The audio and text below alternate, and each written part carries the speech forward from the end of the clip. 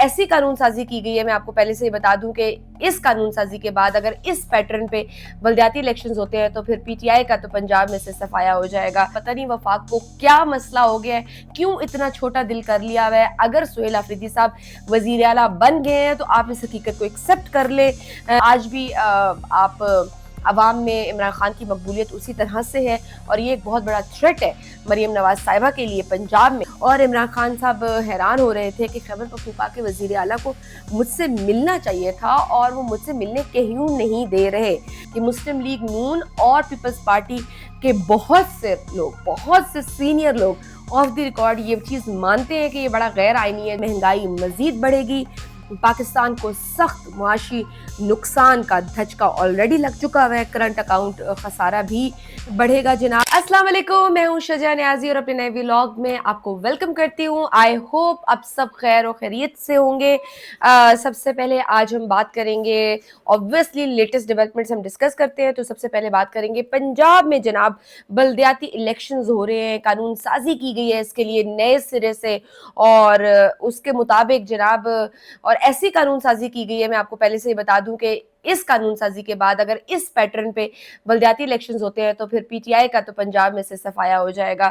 وہ کیسے ہو جائے گا یہ میں بھی آپ کو بتاتی ہوں.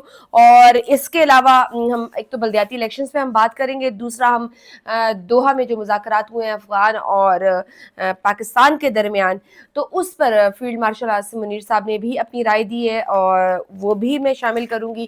ساتھ میں جناب ایک اور پھڈا چل رہا ہے وفاق اور خیبر پختونخوا کا. پتہ نہیں وفاق کو کیا مسئلہ ہو گیا ہے, کیوں اتنا چھوٹا دل کر لیا ہوا ہے. اگر سہیل آفریدی صاحب وزیر اعلیٰ بن گئے ہیں تو آپ اس حقیقت کو ایکسیپٹ کر لیں, لیکن وہ شاید یہ حقیقت ماننے کو تیار نہیں ہے, ان کو ایکسیپٹ کرنے کو تیار نہیں ہے. اور جب سے وہ آئے ہیں, ان کے آنے سے پہلے بھی رکاوٹیں کھڑی کر رہے تھے, اور اب جب وہ آ گئے تو اس کے بعد بھی وہ رکاوٹیں مسلسل کھڑی کیے جا رہے ہیں. کوئی نہ کوئی ایشو ہے جس کی وجہ سے وہ رفٹ بڑھ رہی ہے, وہ وفاق اور خیبر پختونخوا صوبے میں جو ٹینشن ہے وہ بڑھ رہی ہے. جناب ابھی کیا کن چیز پہ بحث ہو رہی ہے اس پہ ہم بات کریں گے, تو یہ ہماری ساری ہے, اور عمران خان صاحب کی بھی بات کریں گے, اور آئی ایم ایف کی ایک رپورٹ بھی شامل کروں گی اپنے ولاگ میں. جناب یہ تھا ہمارا ایک ہائی لائٹ.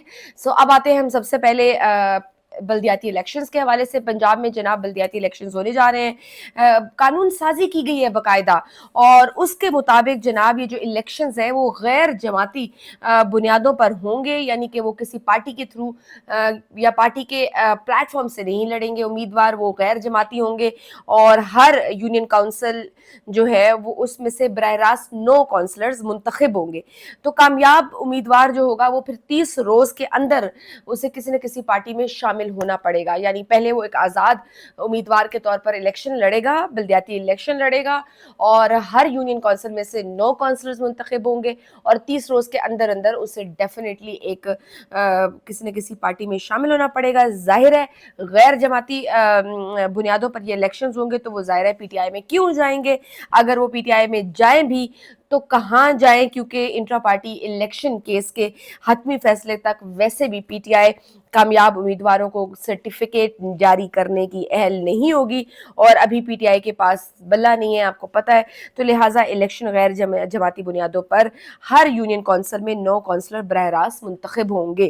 اور وہ سارے obviously جب یہ سچویشن ہو جہاں پہ, تو پھر ظاہر ہے وہ نون لیگ میں چلے جائیں گے اور ایک آدھ پیپلز پارٹی میں چلا جائے گا. اور پی ٹی آئی میں اگر کوئی جانا بھی چاہے گا تو وہ نہیں جا سکے گا. آپ واردات چیک کریں, بہت باریک واردات ڈالی ہے ہماری حکومت نے, پنجاب حکومت نے, اور بڑے ہی وارداتی طریقے سے انہوں نے یہ الیکشنز اب کرانے کا سوچ لیا ہوا ہے جناب, کہ اگر کوئی جانا بھی چاہے تو وہ پی ٹی آئی میں نہیں جا سکے گا. تو ابھی پی ٹی آئی کیونکہ الیکشن کمیشن کے پاس رجسٹرڈ ہی نہیں ہے انٹرا پارٹی الیکشن کیس کے حتمی فیصلے تک, اور پھر پی ٹی آئی کے اپنے آپ دیکھیں کہ اندرونی بھی بہت سارے اختلافات ہیں, گروہ بندیاں ہیں پنجاب میں. جو 3.5 سال سے جو کریک ڈاؤن تھا, یہ بھی ایک بہت بڑی وجہ ہے.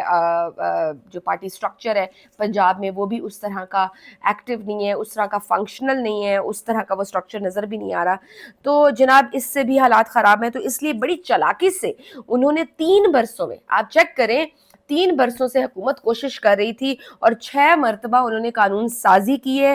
دوبارہ انہوں نے 2 بار جو ہے انہوں نے حلقہ بندیاں بھی تبدیل کی ہیں کہ کسی نہ کسی طرح کوئی ایسا جگاڑ مل جائے, کوئی ایسا سلوشن مل جائے کہ ہم جو ہے نا پی ٹی آئی کو کنٹرول کر سکیں. اور obviously یہ تو انہیں بھی پتا ہے کہ گراؤنڈ ریئلٹیز تو ڈفرینٹ ہے. آج بھی آپ عوام میں عمران خان کی مقبولیت اسی طرح سے ہے, اور یہ ایک بہت بڑا تھریٹ ہے مریم نواز صاحبہ کے لیے, پنجاب میں مسلم لیگ نون کے لیے, کہ ان کا ووٹ بینک واقعی افیکٹ ہوا ہے پی ٹی آئی کی وجہ سے. تو جناب اب اس لیے تو وہ ہمیشہ جھجکتے بھی ہیں بلدیاتی الیکشنز میں جانے کے لیے. تو اب جناب انہوں نے بڑے طریقے سے فلی پریپیئرڈ, آپ یوں کہہ لیں پری پول ریگنگ کر کے اپنے انتظامات سیٹ کر کے اب جنہوں نے کہا ہے کہ ہم بلدیاتی الیکشنز میں جاتے ہیں. اور صوبائی حکومت اس وقت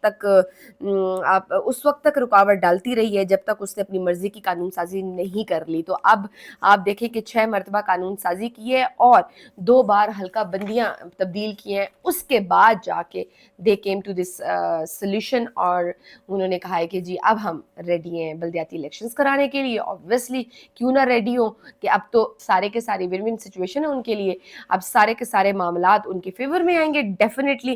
تو بس یوں سمجھے بلدیاتی الیکشنز ایک دھوکہ ہے, بس ایک ڈھونگ رچایا جا رہا ہے جس کے ریزلٹس ہمیں پہلے سے پتہ ہے, بہت چلاکی سے مینیج کیا جا رہا ہے پری پول ریگنگ سے. اور ان بلدیاتی الیکشنز میں سارا فائدہ نون لیگ کو پہنچے گا اور تھوڑا بہت پیپلز پارٹی کو, اور پی ٹی آئی کے تو حالات بہت پتلے ہیں, وہ چاہ کر بھی مطلب بلدیاتی الیکشنز جیت نہیں سکتے. تو جناب یہ ہے ہمارا بلدیاتی سسٹم, اور یہ ہے ہمارے بلدیاتی الیکشنز جو ہونے جا رہے ہیں.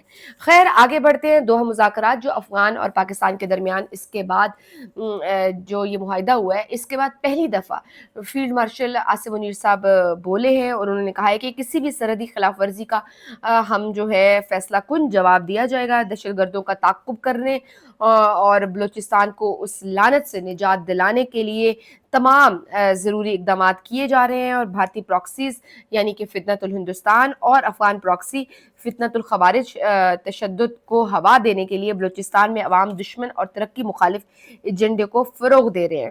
تو لہٰذا بھارتی پراکسیز اور باقی ساری پراکسیز ہم ختم کریں گے. انہوں نے یہ بھی کہا ہے کہ کسی بھی براہ راست یا بالواسطہ سرحدی خلاف ورزی کا فیصلہ کن جواب دیا جائے گا. یہ پہلی مرتبہ بولے ہیں جناب پاک افغان کشیدگی اور دوحہ معاہدے کے بعد. اور پاک افغان کا جو اگلا دور ہونا ہے وہ آپ کو پتہ ہے استنبول میں ہونا ہے.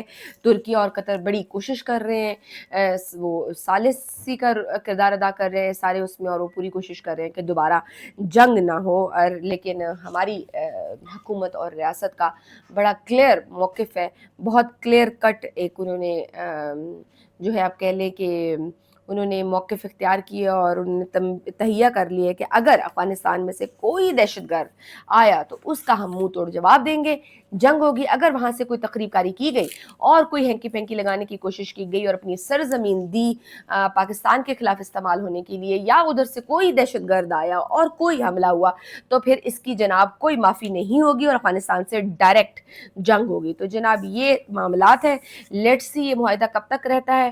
اور اس کے ساتھ ساتھ ایک اور فیکٹر بھی میں کہوں کہ ٹھیک ہے ترکیہ اور قطر از پلینگ دیئر رول, لیکن جب تک اس خطے کے جیسے چین, روس, ایران مین سٹیک ہولڈرز جب تک یہ بیچ میں نہیں آئیں گے, جب تک یہ ثالثی کا کردار نہیں ادا کریں گے, جب تک یہ ذرا افغانستان کو نہیں کھینچیں گے, تو شاید ریزلٹس اس طرح سے نہ نکلیں. خیر اسٹل وی پرے کہ یہ معاہدہ قائم و دائم رہے. اب آتے ہیں جناب وفاق اور خیبر پختونخوا میں جو ٹینشن برقرار ہے, جو وفاق اپنا چھوٹے دل کا مظاہرہ کر رہا ہے, کم ظرفی کا مظاہرہ کر رہا ہے, وہ ہم دیکھ رہے ہیں کہ کس طرح سے یہ رولے شروع ہوئے ہیں. علی امین گنڈا پور صاحب کو جب سے عمران خان صاحب نے ہٹایا اور سہیل آفریدی کو نامینیٹ کیا, تب سے وفاق کی تو ایسے لگتا ہے کہ دم پہ کسی نے پاؤں رکھ دیا ہے. مسلسل وہ چھوٹی چھوٹی حرکتیں کر کے, وہ کوئی نہ کوئی رکاوٹیں ڈال کے سہیل آفریدی صاحب کو obviously نشانہ بنا رہے ہیں اور ان کو اب کیا میسج دے رہے ہو؟ پھر obviously یہی میسج دے رہے ہو نا کہ ہمیں آپ کی طرف سے آپ کے لیے ہماری طرف سے کوئی سپورٹ نہیں ہے، تو پھر آپ ان ریٹرن آپ کیا ایکسپیکٹ کر رہے ہو کہ جواب پھر کیسا آئے گا؟ پھر ویسا ہی ریئیکشن آ رہا ہے جیسا آپ ایکشن دے رہے ہو۔ وفاق نے اب جناب 3 بلٹ پروف گاڑیاں دی تھیں خیبر پختونخوا کو، تو وہ سہیل آفریدی صاحب نے واپس کر دی ہیں کہ یہ پرانی ہیں، اگر آپ نے دینی ہے تو کوئی بہتر گاڑیاں ہمیں دیں جناب۔ اور ان گاڑیوں کی حالت یہ تھی کہ وہ اقوام متحدہ جو یو این کا ایک ذیلی ادارہ ہے جو پاکستان میں کام موجود ہے، کام کر رہا ہے، اور جو یو این کے لوگ ہیں وہ اس کو استعمال کر رہے تھے۔ اور دوسرا یہ کہ یہ 15 سال پرانی گاڑیاں تھیں، یعنی کہ بہت تھکی ہوئی، بہت پھٹیچر گاڑیاں تھیں۔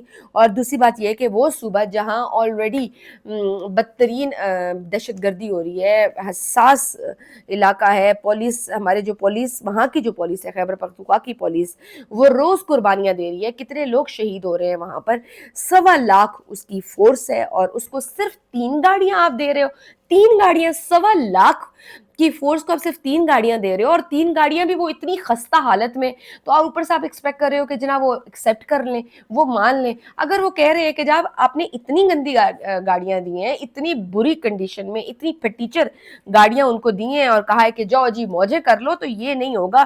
اور جب انہوں نے یہ گاڑیاں قبول نہیں کی، واپس کر دی ہیں، تو اس پر بھی آپ ٹکے ٹکے کی باتیں سنا رہے ہو۔ یا تو ہوتا نا کہ بھائی آپ لوگوں نے 500 گاڑیاں دے دی ہوتی 1.25 فورس کو، اور کوئی بہترین نئی گاڑیاں بلٹ پروف گاڑیاں دیتے، اور جس پر اب آپ لوگ جیسے اکڑ رہے ہو، تو اگر آپ اتنی بہترین گاڑیاں دے رہے ہوتے اور اتنی زیادہ دے رہے ہوتے، اور اس پہ اگر سہیل آفریدی صاحب جو وزیر اعلیٰ خیبر پختونخوا کے، وہ اگر انکار کر دیتے تو بات سمجھ آتی ہے۔ آپ لوگوں نے 3 گاڑیاں دی ہیں، وہ بھی ٹیچر گاڑیاں دی ہیں، اور اس پہ اگر انہوں نے کہا ہے کہ اگر آپ نے ہمیں دینی ہے تو ذرا بہتر گاڑیاں دے دیں، انہوں نے انکار کر دیا، تو اس پہ بھی آپ لوگوں نے جو ہے نا ہلہ بولا ہوا ہے، اور باتیں سنائی جا رہے ہیں اور عجیب باتیں کیے جا رہے ہیں کہ بچے کو بٹھا دیا ہے، یہ کر دیا ہے، وہ کر دیا ہے، اس طرح کی زبان آپ استعمال کر رہے ہیں۔ اور سنیں بھئی آپ بنتا کیوں ہے کہ آپ رکھیں؟ ویسے بھی میں کہتی ہوں کہ یہ بنتا ہی نہیں ہے کہ وہ یہ گاڑیاں رکھیں، ان کو واپس کرنی چاہیے تھیں یہ گاڑیاں، اور اس پر اور بالکل ٹھیک کیا ہے سہیل آفریدی صاحب نے کہ وہ گاڑیاں واپس کی ہیں۔ اور اس پر اب وفاق نے خیبر پختونخوا کے حوالے سے ایک محاذ کھول لی ہے جناب کہ او ہو ہم نے 3 گاڑیاں بھیجی تھیں، کیسے خیبر پختونخوا کے وزیر اعلیٰ نے وہ انکار کر دیا ہے لینے سے۔ وفاق نہ فنڈز دے رہا ہے، نہ سہیل آفریدی کو وزیر اعلیٰ مانا جا رہا ہے، اور نہ کوئی سپورٹ کر رہا ہے، اور نہ صرف یہ بلکہ عمران خان صاحب سے بھی اس کو ملنے نہیں دیا جا رہا۔ تو وفاق خیر سے خود نفرتیں بڑھا رہا ہے، تقسیم بڑھا رہا ہے، مزید مشکلات پیدا کر رہا ہے، جہاں اس کو بڑے دل کا مظاہرہ کرنا چاہیے تھا، اعلیٰ ظرفی کا جو ہے مظاہرہ کرنا چاہیے تھا۔ اگر آپ واقعی بہت سیریس تھے، اور اگر آپ دیکھ رہے ہیں کہ ملک میں اس وقت دہشت گردی کی کیا سچویشن ہے، تو آپ حکومت میں ہوتے ہوئے، آپ وفاق میں ہوتے ہوئے، آپ کھلے دل کا مظاہرہ کرتے، آپ کہتے ٹھیک ہے اگر سہیل آفریدی صاحب جو ہے وزیر اعلیٰ بن چکے ہیں تو we need to put in efforts into it, اور ان کو ہم اپنے ساتھ ملانے کی کوشش کریں۔ پر نہیں جناب، یہاں تو چھوٹی چھوٹی باتوں پہ آپ ان کو تنگ کر رہے ہیں۔ پہلے آپ نے وزیر اعلیٰ بننے کے لیے ان کو تنگ کیا، آپ پشاور ہائی کورٹ چلے گئے ان کے خلاف، وہ نہ ہو سکا تو گورنر نے حلف لینے سے انکار کر دیا، وہ زبردستی لیا گیا، تو اب آپ کہتے ہیں جی ہم وزیر اعلیٰ ہی نہیں مانیں گے۔ آپ اس طرح کی چھوٹی حرکتیں کریں گے تو آپ صرف اپنے آپ کو ہی گرا رہے ہیں اور کچھ نہیں۔ خیر عمران خان صاحب سے بھی علیمہ خان صاحبہ کو نہیں ملنے دیا گزشتہ روز، لیکن باقی بہنیں ملی اور ایک وکیل بھی مل سکا، فیصل ملک ہیں، انہوں نے بتایا کہ جی عمران خان صاحب کہہ رہے ہیں کہ نہ انہیں اخبار دیا جا رہا ہے اور نہ ٹی وی مل رہا ہے، 10ویں 8 کے سیل میں وہ قید تنہائی کاٹ رہے ہیں، اور 10 مہینوں میں 1 مرتبہ بیٹوں سے بات کروائی گئی ہے۔ اور عمران خان صاحب حیران ہو رہے تھے کہ خیبر پختونخوا کے وزیر اعلیٰ کو مجھ سے ملنا چاہیے تھا اور وہ مجھ سے ملنے کیوں نہیں دے رہے، یہ ان کے لیے ایک سرپرائزنگ تھا۔ حالانکہ یہ مسلم لیگ اور پیپلز پارٹی والے، یہ بھی میں آپ کو بتاتی جاؤں کہ مسلم لیگ نون اور پیپلز پارٹی کے بہت سے لوگ، بہت سے سینئر لوگ آف دی ریکارڈ یہ چیز مانتے ہیں کہ یہ بڑا غیر آئینی ہے جو ہم سہیل آفریدی صاحب کو جو روک رہے ہیں عمران خان صاحب سے ملنے کے لیے، بڑا غیر آئینی ہے، ان کو ملنے دینا چاہیے۔ یعنی کہ آف دی ریکارڈ نجی محفلوں میں وہ چیز مانتے بھی ہیں کہ یہ غلط ہو رہا ہے اور یہ ملنا چاہیے، لیکن جناب پھر بھی ملنے نہیں دیا جا رہا، تو عمران خان صاحب یہ کہہ رہے ہیں کہ اس کو ملنے دیا جائے تاکہ کابینہ بنائی جائے اور صوبے کے سارے کام رکے ہوئے ہیں. اوبویسلی عوام نے ان کو مینڈیٹ دیا ہے، تو یہ عمران خان صاحب کا حق بنتا ہے کہ انہیں سہیل آفریدی صاحب سے، ان کے وزیر اعلیٰ کو اپنی لیڈر سے ملنے دیا جائے، سو دیٹ کہ معاملات آگے چل سکیں، ڈیسیجنز اوبویسلی لینے ہوں گے. آپ اگر دیکھیں ماضی میں تو آصف علی زرداری صاحب جب جیل میں تھے تو 50 لوگ ان سے ملا کرتے تھے اور ساری پارٹی میٹنگز ہوا کرتی تھی. نہ صرف زرداری صاحب بلکہ نواز شریف صاحب کا بھی آپ دور دیکھیں، ان کی گھر سے کھانے بن کے جاتے تھے، ان کے گھر والے تمام فیملی ممبرز وہاں موجود رہتے تھے اور پوری کی پوری کابینہ اٹھ کے جایا کرتی تھی. وہاں پہ میٹنگز ہوتی تھی، نہ صرف وہاں جیل میں میٹنگز ہوتی تھیں جب وہ اشتہاری اور قرار دیے، اور جب مجرم تھے اور جب وہ لنڈن چلے گئے تھے علاج کے لیے اور وہاں وہ سے واپس نہیں آئے، تو ان کو جب عدالت نے اشتہاری قرار دیا تھا، تو اس وقت بھی جناب، اس وقت بھی پوری کی پوری کابینہ ہمارے ٹیکس کے پیسوں سے لنڈن جاتی تھی اور ان سے مشورے لیتی تھی کہ جناب اب کیا کرنا ہے. تب کوئی روک تھام نہیں تھی، لیکن جناب عمران خان کے لیے اجازت نہیں ہے. تو اس وجہ سے خیبر پختونخوا کے جو وزیر اعلیٰ ہیں وہ کافی ناراض ہیں، اور نیچرلی ہونا بنتا بھی ہے، پھر اس طرح کے ریاکشنز آنا بنتا بھی ہے. اور اس نے اب اس میں آپ نے ریاکشن، ایک بہت بڑا ریاکشن آپ نے دیکھ لیا ہے کہ اس نے اب امن جرگہ بلا لیا ہے اپنے تئیں. اس نے کہا کہ ٹھیک ہے، اگر آپ مجھے کانفیڈنس میں نہیں لیتے، مجھے اعتماد میں نہیں لیتے، نہ لیں، ہم اپنی طرف سے اپنی کوشش کریں گے اور صوبے میں خیبر پختونخوا میں دہشت گردی کا خاتمہ کرنے کے لیے ہم اپنے انداز سے اس کو ختم کریں گے. یعنی کہ ایک طرح سے ہم دیکھ رہے ہیں کہ ریاست آپریشن کر رہی ہے صوبے میں، تو وہیں کے وزیر اعلیٰ صاحب جو ہے وہ امن جرگہ بلا رہے ہیں. تو اس طرح کے اختلافات کسی کے بھی فیور میں نہیں رہیں گے، کسی کے لیے بھی فائدہ مند نہیں ہوں گے. سفر کرے گی تو عوام کرے گی. سمجھنا چاہیے عوام کو بھی، حکومت کو بھی، کہ ایٹ لیسٹ ان چیزوں پر، ان ایشوز پر جو عوام سے ریلیٹڈ ہیں، ان پہ آپ سیاست نہ ہی کریں تو زیادہ بہتر ہے.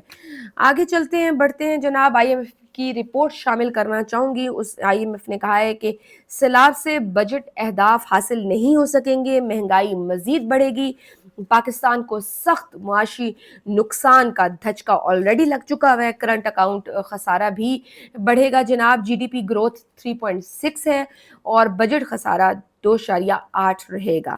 مہنگائی کی شرح بھی انہوں نے کہا ہے جناب کہ سرکاری طور پر تو 9% ہے، لیکن اس سے زیادہ ہوگی. مزید آئی ایم ایف نے کہا ہے کہ شارٹ ٹرم سبسڈی ختم کریں، اپنے ٹیکس سسٹم اور اپنے انرجی سیکٹرز میں ریفارمز لائیں. یہ ٹیکس سسٹم میں ہمیں ریفارمز، بارہا ہم یہ بات کر رہے ہیں کہ اپنے ٹیکس سٹرکچر میں ریفارمز لانے کی ضرورت ہے.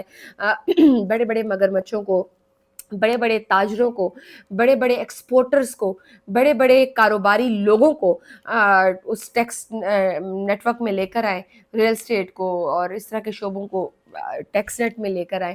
آپ جتنا ٹیکس کا بوجھ جو ہے عام آدمی پر ڈال رہے ہیں، تنخواہ دار طبقے پر ڈال رہے ہیں. ابھی کل کی میں نے اپنے ولاگ میں آپ سے ڈسکس کی ہے کہ کس طرح سے ایک عام بندہ، ایک تنخواہ دار بندہ ان بڑے بڑے ایکسپورٹرز، بڑے بڑے کاروباری لوگوں سے، انڈسٹریلسٹ سے ڈبل، دگنا چگنا جو ہے وہ ٹیکس دے رہا ہے ایک تنخواہ دار طبقہ، اور ان کے مقابلے میں وہ کیا ٹیکس دے رہے ہیں.